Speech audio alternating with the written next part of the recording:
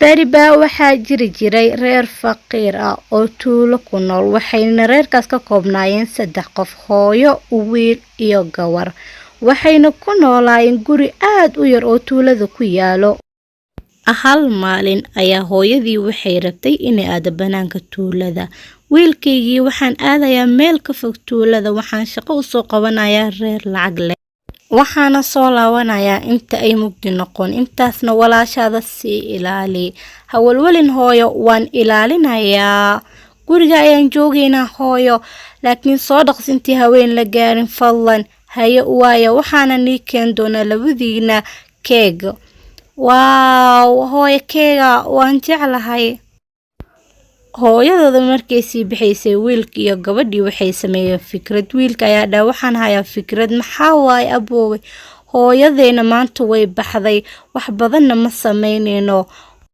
hooyo inaa surprise u sameyna waa intay soo laaban waa fikrad fiican laakiin sidee wiilkii ayaa waday gabadhi wuxuuna u waday geed loos gurigooda agtooda ku yaala si ay ugu soo qaadaan hooyadooda wiilkii ayaa wuxuu soo qaatay ul dheer walaashiisna wuxuu ku dhahay dambiil soo qaad markii ay soo gaareen geedkii wiilkii ayaa wuxuu bilaabay in uu soo daadiyo looskiisa isagoo isticmaalaya ushiisa waa in aad xulxuna geedaha si ay u soo daataan looska ma baahnin in geed korno ani xitaa waan ku qaban karaa dambiishayda zaid ay u badan yihiin markii ay soo gurteen ayaa waxay ku soo laabteen guriga ayagoo fadhiyo meesha banaanka labadood ayaa waxay bilaabeen in ay looska fiiqfiiqaan ayna duwaan ayna ka soo bixiyaan kan gudaha ku jiro gabadhi ayaa waxay rabtay in ay wax ka cunto laakiin walaalkeeda ayaa diiday waaw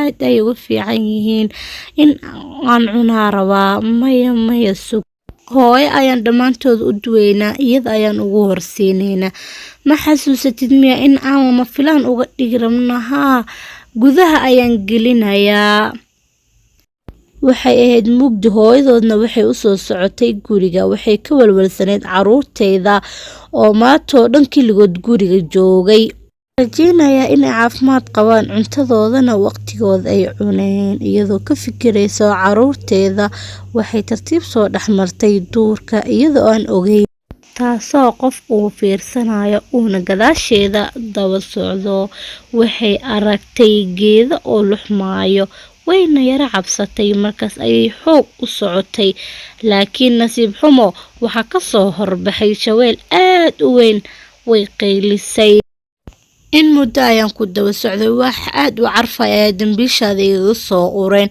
waan u baahanay maadaama aan gaajeysanahay waxa kaliya waaye bariis keeg waaye bariis keega waan jeclahay mar walba waan u dhareeraa aan ku siinayaa hadda u baahan tahay dhammaantooda waan u baahanahay waan cunahay dhammaantood aad ayaan u gaajeysanahay hooyadii way siisay bariiska keega ahaa shaweelkii intuu ku mashquulsanaa asagoo cunayo ayay baxsatay iyadoo u cararayso dhanka duurka oo raadinayso wado kale oo tuulada ayaa shaweelka qabtay mar labaad sidaan uma cararaysid laakiin wixii keeg bariiska waan ku siiyee maya taas run ma ahan kuwa kale ayaa haysata way ii soo urayaan intee yaalaan isii wax yar ayaan reebtay waxaana u wadaa caruurteyda way aad ay u jecel yihiin isii doqon yahay isii hadii kale waan ku cunayaa maya hoo qaado anigana idhaaf ilmahayga ayaa isugayee hooyadii way siisay shaweelka intii riiska oo bariiska keega ah ee ku qarsatay goonadeeda markii uu bilaabay inuu cuno shaweelka way carartay xoogna ayay u carartay laakiin iyadoo aan ka orod badinin shaweelka ayaa mar labaad qabtay wixii dhan waa cunay laakiin weli baahi ayay haysma wax kale ayaa haysa maya wax kale ma haye baahideydane wax isii mise u diyaar garow in aad dhimatid please hay dilin ilmahayga ayaa isugaya aad ayay u gaajeysan yihiin waan ku baryaa gurigayga aan aado sidee ku dayn karaa baahi ayaa bihaysee isaga oo sidaas dhahayo ayaa shabeelkii wuxuu weeraray hooyadii, wuuna cunay, wuuna qaatay. Wiilka iyo walaashiisa oo dabka agtooda fadhiya iyagoo sugaya hooyadooda ayaa waxay fiirinayeen looskii hooyadood u kariyeen. Filaan waxay ay maqleen cod ka yaabiyey. Ilmahayga ilbaabkayga fura fadlan. Hooyo ayaa imaataha. Maya sug, hooyadeena codkeeda maahane, waa qof kale. Waxaan u maleynayaa inay meeshan wax ka qaldan yihiin. Hooyo gacmahagana tus, markaas ayaan ilbaabka furaynaa oo aan ku aaminaynaaye. laakiin hooyadooda mayan qofka ilbaabka banaanka taagnaa ee waa shabeelkii.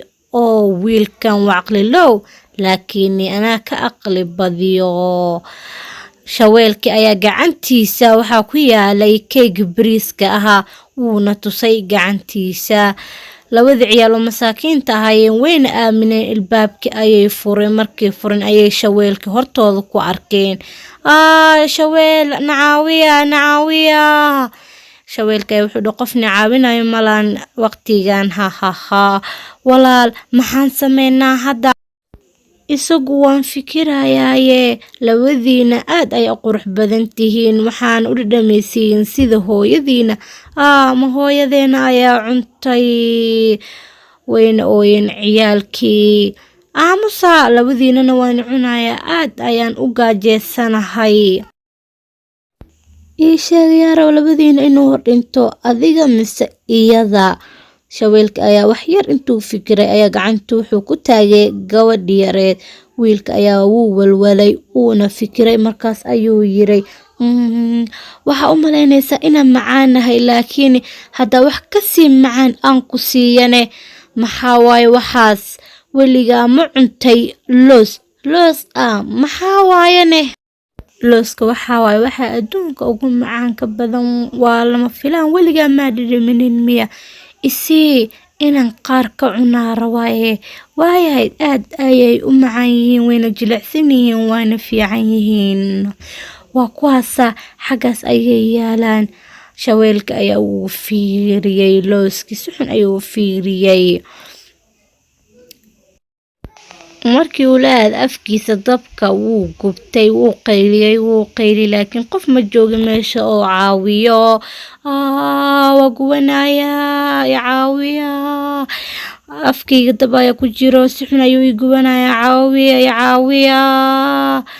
shabeelkii helay abaalmarinta hunguri xumadiisa, gacmihiisa iyo afkiisa way gubteen. xaaladaas asagoo ku sugan markay arkeen wiilkii walaashiisa way carareen. markay carareen waxay koreen geed.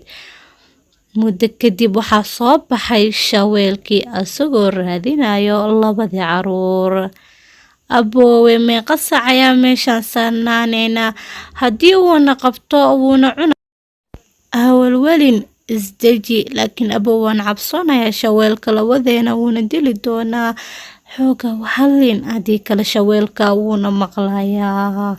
iyagoo aamusan ayay geedka fadhiyeen cabaar. shabeelkii aad ayuu u xanaaqay maadaama wiilka uu qiyaamo uuna afka ka gubtay. labadii ilmo aad ayuu u raadiyey, meel walba ayuu ka raadiyey. waryaada intay ka baxdeen? meelahan ayaa ku dhuumanaysiin. aniga meesha mugdigayga ma dhuuman kartiin, waani heli doonaa, waana cuni doonaane. asagoo banaanka socdo ayaa wuxuu meesha ka dhex arkay ilmaha. waani kana, meeqa saac ayaan iska qarnaysiin? aniga hadda waani soo qabanayaa. laakiin shabeelka muu fahamsaneen waxaas inuu ahaa hooska ilmahooda. wuxuuna ku booday ceelka, wuxuuna ku dhex dhacay biyaha, wuxuuna ogaaday qaladkiisa. ilmihiin mar labaad waa i qiyaanteen, mar labaad ayaa dhaawacay geysateen. kow afkayga ayaa gubteen, haddana biyo ayay igu dhex rideen. mani caafin doono taas, mani caafin doono, waa niga arguudsanayaa. banaankan u soo baxo. ilmihii way qosleen. shabeelka ayaa wuxuu helay xarig kasoo laalaada ceelka, wuuna soo baxay. banaanka ayuu u soo baxay. wuxuu tagay geedka ciyaalka ay ku fadhiyeen. wuxuu isku dayay inuu koro, laakiin wuu kori waayay. ciyaalkiina ii sheega sida u korteen geedkan. Maya kuma sheegayno. Hadda ii sheegteen sida u soo korta waxaan ugu ballan qaadayaa inaan cuni doonin. waxaan isticmaalay misaarta si aan ugu soo korno geedka. Abaayo maxaa u sheegtay kan lama aamini karee. waayahay hadda ayaan soo koraya isku diyaariya inaad isbadbaadisiin labadiina. shaweelkii wuxuu u tagay misaarta meesha taalo wuxuuna isku dayay inuu ku soo koro wiilkii iyo gabadhii. aad ayuu cabsadan. wiilkii wuu ducaystay ilaayo nacaawilaayo waxaa noo soo dirtaa waxaa nagu caawin kartid haddii kale waan dhimanaynaa. ilaahayow nacaawi waan ku baryeynaaye. aboowe arag xarig waaye. waa mahadsantahay ilaahayow mahadsanid. wiilkiiyo gabadha xarig ayay qabsadeen waxayna tageen cirka.